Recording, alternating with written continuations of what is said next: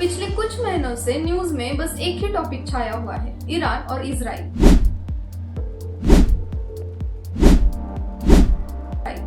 लोग कह रहे हैं कि ये वर्ल्ड वॉर 3 की शुरुआत हो सकती है, लेकिन अगर न्यूज से हटकर देखें तो ये एक बहुत ही पुरानी और कॉम्प्लिकेटेड दुश्मनी है। आज हम इस शैडो वॉर की गहराई में जाएंगे और ये समझेंगे कि आखिर ये सब शुरू कैसे हुआ।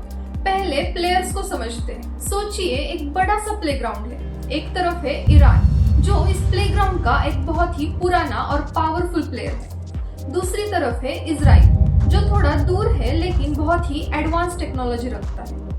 और इनके बीच में है एक रेफरी जो हमेशा एक साइड लेता है, और वो है यूएसए। ईरान के पास अपनी एक छोटी सी टीम भी है, जिसे हम प्रॉक्सीज कहते हैं, जैसे कि हेजबोला, हमास और हौतीस।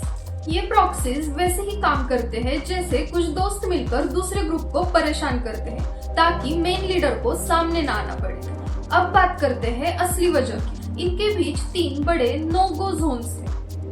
पहला है द न्यूक्लियर टॉय। ईरान एक बहुत पावरफुल न्यूक्लियर प्रोग्राम बना रहा है। इजराइल के लिए ये वैसा ही है जैसे किसी दुश्मन के हाथ में सुपर बॉम्ब आ जाना। इजराइल इसे हर हाल में रोकना चाहता है। दूसरा है the ring of fire. Iran ने इजराइल के चारों तरफ अपने दोस्तों को बिठा रखा है। इसे मिलिट्री की भाषा में फॉरवर्ड डिफेंस कहते हैं।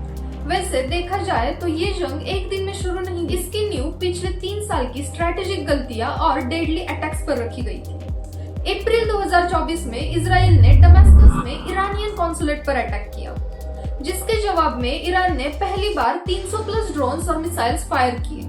जून 2025 में इजराइल ने यूएस के साथ मिलकर ईरान के नटान्ज और फोर्डो न्यूक्लियर साइट्स पर मैसिव स्ट्राइक्स किए। ईरान ने पलटकर टेल अवीव और हाइफा पर मिसाइल्स की बारिश कर दी। इसे 12 डे वॉर कहा जाता है। 28 फरवरी 2026 ये वो तारीख है जिसने सब बदल दिया। इजराइल और यूएस ने मिलकर ऑपरेशन रोरिंग लायन और ऑपरेशन एपिक फ्यूरी लॉन्च किया। इजराइल की सबसे बड़ी स्ट्रैटेजी थी डिकैपिटेशन, मतलब सांप का सर काट देना। 28 फरवरी 2026 को कोऑर्डिनेटेड स्ट्राइक्स में ईरान के सुप्रीम लीडर खामनेई, उनके आर्मी चीफ मौसवी और आईआरजीसी के टॉप कमांडर्स को तेहरान में उनके कंपाउंड्स में खत्म कर दिया गया। इससे ईरान की पूरी चेन ऑफ कमांड टूट गई, जिससे उनकी आर्मी को ऑर्डर्स मिलना बंद हो गए। जब मिसाइल्स हवा में थे तब कंप्यूटर स्क्रीन्स पर एक दूसरी जंग लड़ी जा रही थी।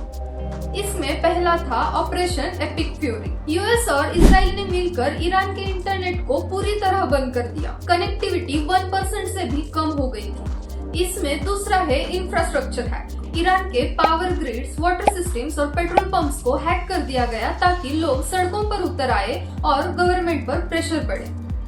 और तीसरा है ईरान काउंटर अटैक। ईरान के हंडाला और मडी वाटर जैसे हैकिंग ग्रुप्स ने इजराइल के पावर ग्रिड मैप्स पब्लिश किए और यूएस के वाटर सिस्टम्स को टारगेट किया। जब ईरान की कन्वेंशनल आर्मी कमजोर होने लगी तो उन्होंने सबसे बड़ा कार्ड खेला, द ऑयल ब्लॉकेड। ईरान ने स्ट्रेट ऑफ हॉर्मुज बंद करने की धमकी दी और वहां माइंस बिछा दी। दुनिया का लगभग हर 5वां जहाज यहाँ से गुजरता है। जब ये रास्ता रुका तो ग्लोबल ऑयल प्राइसेस लगभग $150 पर बैरल तक पहुंच गए। ये ईरान का इकोनॉमिक न्यूक्लियर बॉम्ब था, जिसने पूरी दुनिया के स्टॉक मार्केट्स को क्रैश कर दिया। अब अमेरिका ने इस ब्लॉकेड को एक्ट ऑफ वॉर माना। उनका मूव काफी अग्रेसिव था। यूएस ने अपने कैरियर स्ट्राइक ग्रुप्स को डायरेक्टली गल्फ में भेज दिया। यूएस नेवी ने माइन साफ करने के लिए अंडर वाटर ड्रोन्स यूज किए और ईरानियन स्पीडबोट्स को वार्निंग शॉट्स दिए। इजराइल का प्लान था ईरान को आइसोलेट करना, लेकिन ईरान के दोस्तों ने इसे मल्टी फ्रंट वॉर बना दिया। हेजबोला ने इजराइल के नॉर्दर्न बॉर्डर्स पर लगातार रॉकेट्स फायर किए, ताकि इजरायली आर्मी को 2 हिस्सों में बांटना पड़े। और हौतीस ने रेड सी में हर उस जहाज पर अटैक किया जो इजराइल और यूएस से जुड़ा था। 40 दिन के भयानक तबाही के बाद 8 अप्रैल 2026 को एक सीज फायर अनाउंस हुआ। अब इस वॉर का रिजल्ट क्या था? ईरान के 60% बैलिस्टिक मिसाइल लॉन्चर्स खत्म हो गए और उनका न्यूक्लियर प्रोग्राम 10 साल पीछे चला गया। और इजराइल के हजारों लोग इंजर्ड हुए और उनकी इकोनॉमी को ट्रिलियंस का नुकसान हुआ। इस जंग ने साबित कर दिया कि मॉडर्न वॉर में कोई नहीं जीतता। इजराइल ने ईरान को फिजिकल नुकसान पहुंचाया, लेकिन ईरान ने ग्लोबल इकोनॉमी को हिलाकर रख दिया। ये डॉक्यूमेंट्री सिर्फ एक जंग की नहीं, बल्कि एक नए और अनसेटल्ड वर्ल्ड ऑर्डर की कहानी है। इसमें अगला मोड़ क्या होगा ये कोई नहीं जानता। इस वॉर के बारे में आपका ओपिनियन क्या है, कमेंट्स में जरूर बताइए।